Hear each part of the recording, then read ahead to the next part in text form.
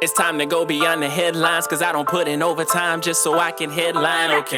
Now it's Fox Sports, I'm live with Renee. Going hard every day, sports rapping every play. Different segments for your favorites, coming at you daily. With positive vibes, yeah, we some game changers. Basketball, football, soccer, with different interviews, you never know who may pop up. Listen, only on Beyond the Headlines, this is Beyond the Headlines. Only on Beyond the Headlines, this is Beyond the Headlines. Only on Beyond the Headlines, this is Beyond the Headlines with Renee Washington. Welcome back to Beyond the Headlines with Renee Washington. Joining me this week to get into NBA All-Star Weekend, fan voting, what's going on around the league, and much more, we've got Clevis Murray, writer for The Athletic Boston. Clevis, welcome to the show. Thank you for having me. Thank you. I'm glad to be here. I am happy to have you here. Let's get right into one of the topics that had me laughing when I saw people's reactions to it on social media. Fan voting for the NBA All-Star Weekend, which is in Chicago in February. It is, a little over a month away. You're up in Boston. We saw a lot of Celtics players on that list for fan voting. Gordon Hayward, Jaylen Brown, Kemba Walker, Jason Tatum. And then with, at the time, 11 minutes in 3 games, 13 points, he is one of the only players in the league that had a point per minute average with James Harden. Tacko Fall. Any initial thoughts, and even since you're up there in Boston, what have you been hearing around the fan voting since the news broke? Yeah, it's funny because I think a lot of us expected Tacko Fall to receive a lot of votes. He's a guy that has drawn a lot of fanfare, similar to Oz Crusoe in Los Angeles. But Tacko Fall is a guy that, if he's so tall, people just love him. He's so popular. It's fun because when Tacko Fall played in 2 home games this season, officially for the Celtics, it was like he brought like a playoff atmosphere to TD Garden.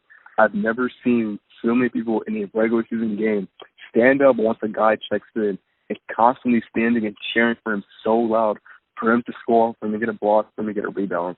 It was crazy, something that I've never experienced before. So Tacko Fall brings a unique feel to the aspect of the game. But for him, I think he had 110K votes or so. Yeah, a little over 110,000. Yeah. So it doesn't surprise me one bit. But it's funny though, because his popularity is kind of a reason why the NBA kind of changed the voting rules, where media and players vote. Well, actually, maybe Zaza Pachulia is the one for that, but I think that Tacko Fall knew that this was going to happen. He knew that he was going to get a lot of votes. But the thing is that, that's why there's a way to even it out with the media and the player votes. But I'm not shocked one bit. I think it's probably going to keep on going up. He has such a huge following and such a huge fan base because he's just a 7'7" nice guy. He just wants to be happy, play his dreams, and just make people happy. Yeah, and that's interesting. You bring up the atmosphere and the way it changed at the Garden once he was on the court, because as you mentioned, he is one of those players. Once he came out of college and out of UCF, he was really on the radar. You can't miss him, literally. And being that he is 7'7", he's tall, lanky. You don't often see guys that tall. And you're always curious to see how they pan out in the NBA because it is such a different game. It's not necessarily just a game on height anymore. It's about a lot more than that. But it is interesting to see that he was number 6 in voting and got over 110,000. And people were like, yeah, and? Some people were mad, but some people were like, oh, of course. What do you expect? Him and Alex Caruso, as you said, are fan favorites, and that is exactly what the All-Star new format is all about, getting the fans involved. So any other thoughts on the All-Star lineup? When I look at the current starting 10, because, they changed the format, so we don't know exactly who to be where, and we've got players like, of course, LeBron, James Harden, Kawhi, and then also that younger group with Trae Young, Joel Embiid, who's always in the mix, Giannis, Pascal Siakam, Luka. No KD, no Klay Thompson on this list because of injuries, of course. Steph is on the list. It's a different era right now in the NBA. We're seeing the new wave of players. And Boston has a lot of young guys included in that mix as well. So what's your takeaway on the youth movement of the NBA? We've been seeing it in the NFL. We're seeing it also in the NBA. Yeah, it's changing of the guard, right? The 2020s, officially starting. It's going to be a new generation of players on the rise. You're seeing guys like It's funny because it actually hit me like this morning or maybe a while back that this is a decade where LeBron will retire. It's like a change of the guard. It's going to be a generational change where you have new players come in, right? Like Giannis, AD, Karl Anthony Towns, Luka Doncic, Harden. Harden probably might retire this decade too, because it's funny, some people forget that Harden, I think 30 or 31 years old, but it feels like he just became a superstar not too long ago. But it's changing the guard. I mean, it shows you that the NBA's kind of evolved where these guys are taking the game to different levels, different leaps and bounds. Obviously from David Stern making it more international with guys like Giannis and Siakam, Luka, and Kristaps and Nikola Jokic. But I think it's a good thing for the NBA. Obviously, it's going to be interesting to see who is that top face of the league. It went from Jordan, it went to Kobe, it went to LeBron. Who's next? Right now it looks like it might be between Giannis and Luka, in my opinion, between the next face of the league. Only time will tell. But the All-Star voting thing is interesting just because, it's going to even out. You have Kyrie, who I think was second or third in the Eastern Conference guard voting. So I don't think he'll make the All-Star team. I think probably Spencer Dinwiddie will when it evens out. But, it's interesting to see. I like that the NBA is heading in a younger direction, fix the game. You see a lot of three-pointers in there now. You see a lot of guys are spacing the floor. It's a lot of switch movement heavy on defense type of game. So it's good for the game. You always want to have young stars. You don't want to put in your old heads too much. But it also makes you wonder, too, how many of these guys that are plus 30 are still at that all-star level? You think of LeBron, you think of Steph, you think of Harden, but to me, off the top of my head, I can't think of anyone else that's 30-plus but still at an all-star level. That's a good point. And it's scary when and a reality shock when you really put it, going back to what you said at the beginning, the fact that some of these players, this is the decade they're going to retire. They're on the decline, and so we're seeing at the changing of the torch as we see these younger players that are rising up, and Luka and Giannis, of course, getting the most fan votes so far. Those two guys are the front runners. Trae Young, another one that you really are seeing the league kind of shifting to be more about what they're doing. But it is very, as the game always changes, and this is something that always drives me crazy when we compare players across generations, which I feel like I've been doing like every day this week. When we compare the GOAT conversation or just comparing across generations, the game is constantly changing, and we're seeing that even now with players like LeBron and James Harden, Russell Westbrook. They're still at the top of their game, but also we're seeing the way that it's changing with the youth. How the intensity, the speed of play, everything right now, shooting is out of this world. I mean, it's slowly transitioning to that next generation, so it'll be interesting to see who that will be. So as we go ahead. No, I was just saying, it's just something that's fun to watch, fun to see. And even though a few of the old heads don't like that these guys are buddy on and off the court, you can't control who you grew up with. You guys are friends. It's going to keep on happening. Absolutely. And as you mentioned, it is a new decade. As we get into 2020, we have had some news that really broke already in the first week. Unfortunately, the passing of David Stern, former NBA commissioner. We also heard the news of Vince Carter becoming the only player to play across 4 decades. And people were like, no, that math is wrong. I don't care if the math is wrong. The fact that he made it across 4, it might not have been 40 years, of course, or whatever, but whatever, close enough. But also we're seeing kind of, as we get to All-Star Weekend, what we really call the real part of the season. Right now still it's kind of like a preseason.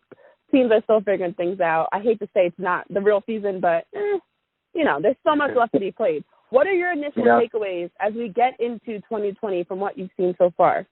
Starting with the Celtics. Starting with the Celtics, the Celtics have been pretty good. I mean, I will say they're 25-8, I'm very curious of what they can do next, I think that, I talked to a few scouts from the NBA who think that they don't really need another big man. Obviously, you see Andre Drummond going to the team. I'm talking to a few guys who think that the front line of Robert Williams, Daniel Tice, and Enes Kanter isn't the best, but it isn't the worst three-man rotation. And plus, if you try to acquire a guy like Andre Drummond, you probably have to deal with one of your core players. Maybe it's Gordon Hayward or Marcus Smart or something of that variation. But the Celtics have been really good. They haven't been healthy 100%. So I'm very curious, once they're at full health, what this team can do. And it also comes down to consistency, right? I'm talking to a scout that says that the Celtics are pretty fine. You know what you're getting from Kemba Walker, but what are you getting from Jason Tatum and Jaylen Brown consistently? You've seen it in spurts, but you haven't seen it through 5-10 game stretches. And also, I'm 22 years old, so those guys are the same age as me. You're going through it. You're trying to make a name for yourself. And I think that once they figure out how to do it consistently, they'll be fine. When I see Tatum shooting, I see that Tatum, he's been very inconsistent with his shooting numbers. He'll go 1 for 11, then he'll go 12 for 15 like he did last night against the Bulls. Mm-hmm. So he's still trying to figure himself out, and that's fine. But I think the Celtics are a legit threat. I still believe, though, personally, that the Bucks will come out the East, and that it probably will be Bucks, Sixers in the Eastern Conference Finals. I just think that, those are two of the best teams in the East, regardless of seeding. But the Celtics have been very, very impressive, through the first half of the season. And I think it'll keep up. I think they'll win 50 games. But they're to me, they are a wild card. I put them in the same heap as the Heat and the Raptors. I'm not really sure what you can do, but I want to watch and see what you can do. But, they've been good. And also, too, their bench is, to me at least, has been very thin.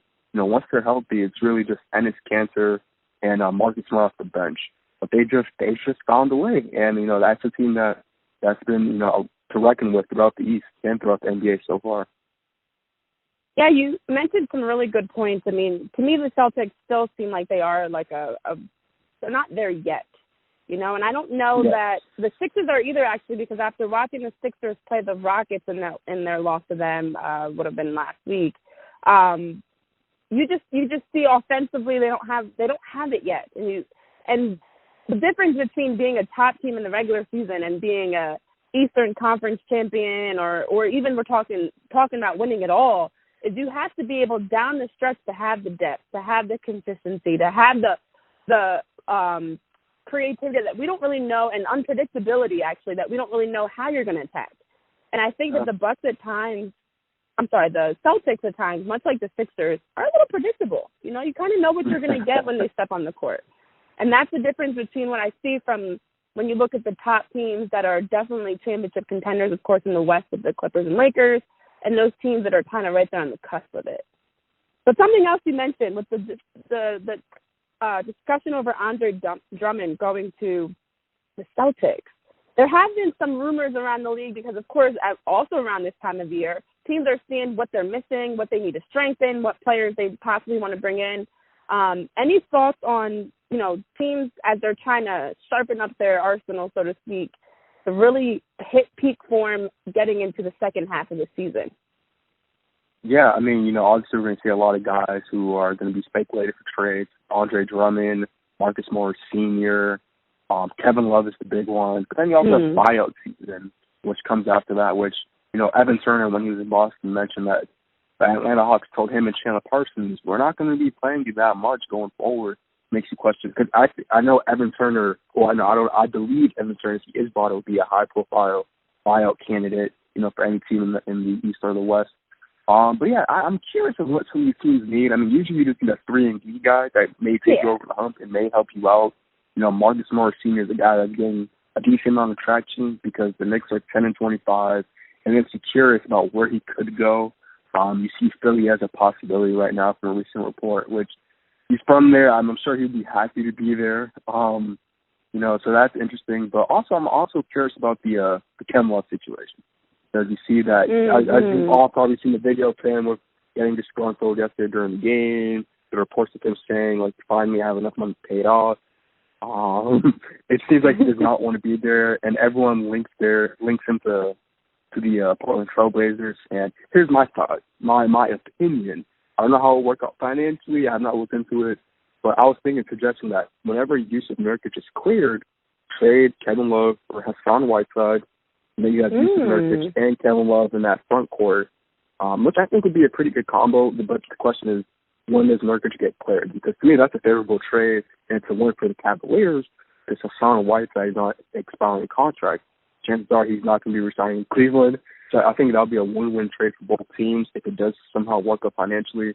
I believe Kevin Love and Hassan make about the same amount of money, so it should be an easy one-for-one swap. So that's just something that came to mind. But outside of that, I don't know where else Kevin Love can go because I feel like all the contenders have what they need. And Portland's the only team that people are linked into, because unless he goes to a team that's middle of the pack, but maybe not going to make any moves, question is, does Kevin Love want to be there? So I think he has about 4 years left on his deal. So I know he did resign in Cleveland. But it is interesting.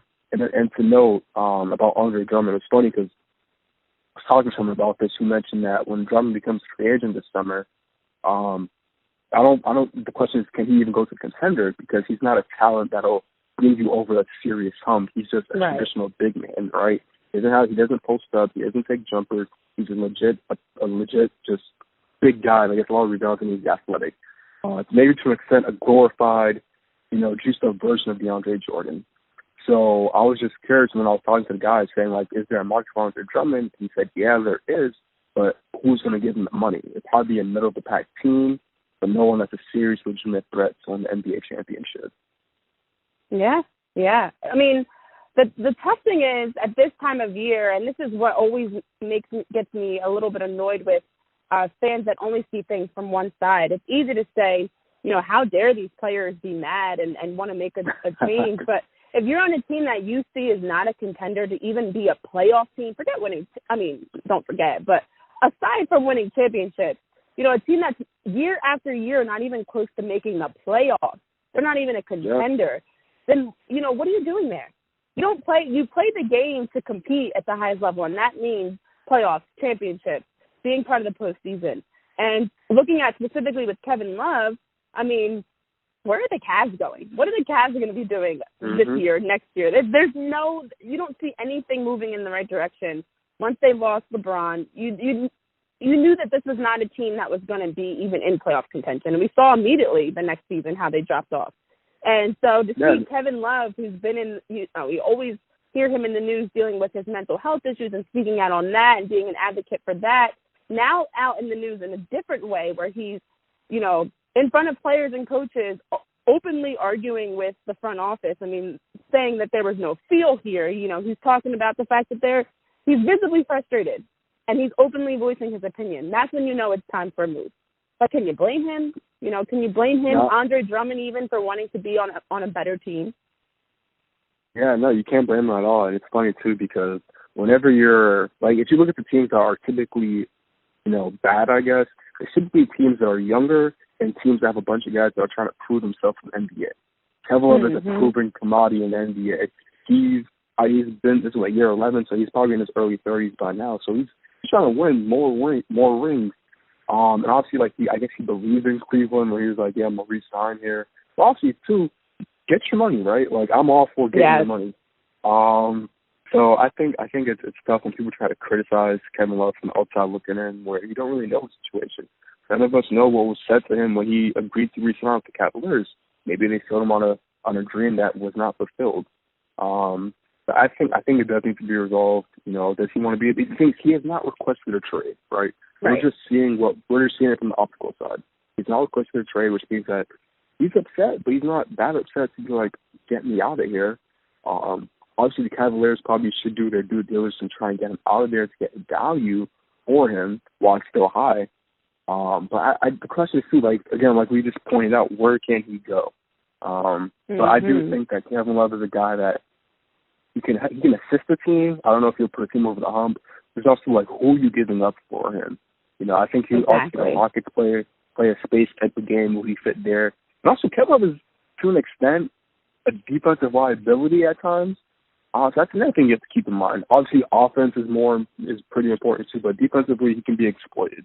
So I don't know. There's a lot of questions with his game. Even when he played in the finals against 2016 against the Warriors where they won, to my memory, unless correct me if I'm wrong, but I don't think he even played that much because I know he missed the game. I know he came off the bench one game. I think Richard Jefferson took a lot of those minutes from Caleb. So it's just interesting to see how he's progressed since then. But again, he's frustrated. We get it. We want to win. So we'll see what happens. The deadline's next month, so I'm very intrigued with this case. Yeah. I'm a LeBron fan, so I was a Cavs fan back when they were in the playoffs, and I remember vividly Kevin Love is someone, and something that I always thought about his game was you can't always rely on him. Defensively, he gets injured. Which happens. Injuries happen. Whatever. You can't always control them, but he's just not always a player you can count on in those big moments.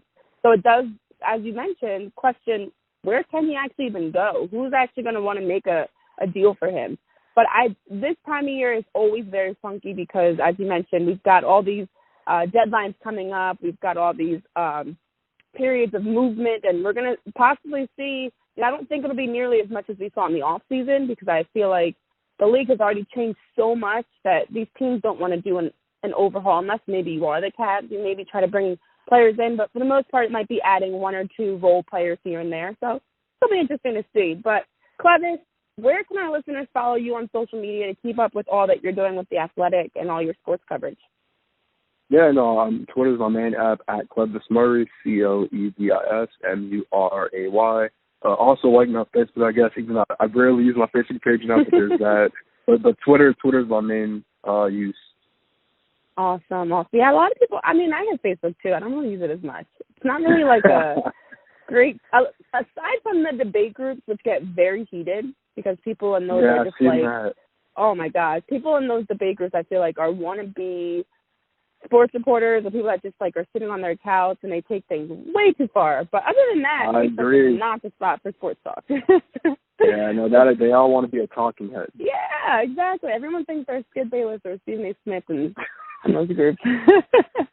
But Clevis, thank you so much for joining us this week on Beyond the Headlines with Renee Washington. It's been a pleasure, and I'm looking forward to seeing how your thoughts pan out as we progress through the rest of the month and the season. So thank you. Thank you. Thank you for having me.